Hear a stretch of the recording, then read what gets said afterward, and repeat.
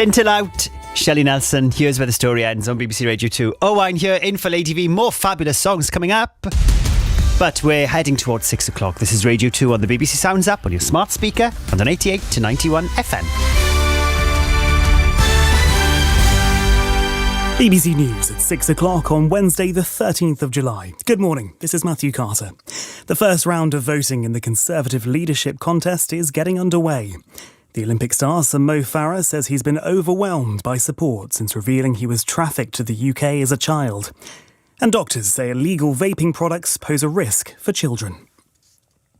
Conservative MPs will today have their first chance to vote for which of the 8 candidates they want to replace Boris Johnson as the party's leader and Prime Minister. After nominations for the contest closed yesterday afternoon, the leadership hopefuls took part in a hustings event to try to secure support from their colleagues. Here's our political correspondent, Ione Wells. There are 8 people who can be the next Conservative Party leader and Prime Minister by early September. Last night, one by one, they filed into a crammed, sweltering room in Parliament to make their pitch to colleagues for 12 minutes each. Today, that support will be put to the test. The contenders will need to secure at least 30 votes from Tory MPs to get through to the next round. Subsequent rounds will follow, eliminating the person with the fewest votes until 2 remain. They will be put to the Tory party membership for a vote. Candidates are acutely aware they need to therefore appeal not just to Tory MPs but to the members. Sir Mo Farah says he's been overwhelmed by the support he's been getting since he revealed in a new BBC documentary that he was trafficked to the UK as a child.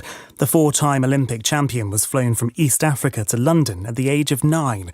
He said he was glad he could speak about his experience. It was always my story, and as I said, I wasn't even comfortable enough to talk about it with my family. I couldn't talk about it publicly, and it has taken me a long time to come to this.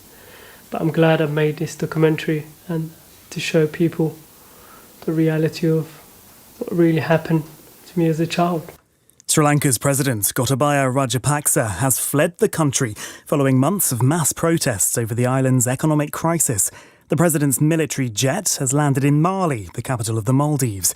Our South Asia correspondent Rajini Vaidyanathan reports from Colombo. Gotabaya Rajapaksa flew out on a military jet with members of his family, just days after his home was overrun by protesters. Once much loved, Gotabaya Rajapaksa was brought down by a financial crisis, blamed for mismanaging the economy and leaving millions struggling for food and fuel. As former Defence Secretary, he was accused of brutally crushing Tamil rebels at the end of the country's civil war. Many in Sri Lanka will be pleased President Rajapaksa has finally left. Others say he should have stayed to be held accountable for the crimes they're accusing him of.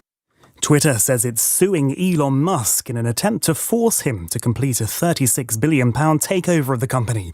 Last week, Mr. Musk, who is the world's richest man, said he was withdrawing from the deal because the social media site had failed to respond to requests for information about fake or spam accounts. Brett Taylor, who chairs Twitter's board, said the lawsuit had been filed to hold Elon Musk accountable to his contractual obligations. Doctors say they're worried that children are at risk from illegal vaping products containing high levels of nicotine.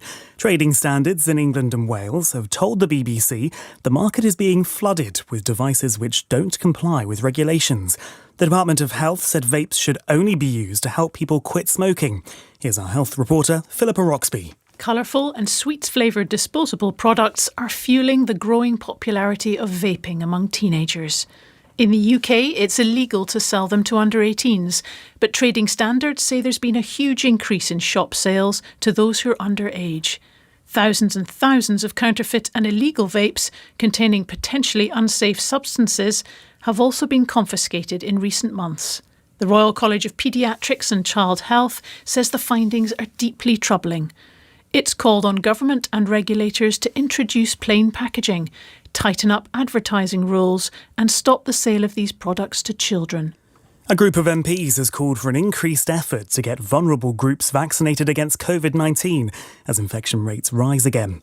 A report from the Public Accounts Committee said it wanted to reduce the number of unvaccinated adults in England from 3 million to 2.5 million.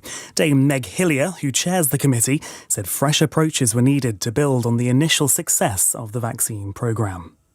The weather, sunny spells and a few scattered showers for Northern Ireland and Scotland.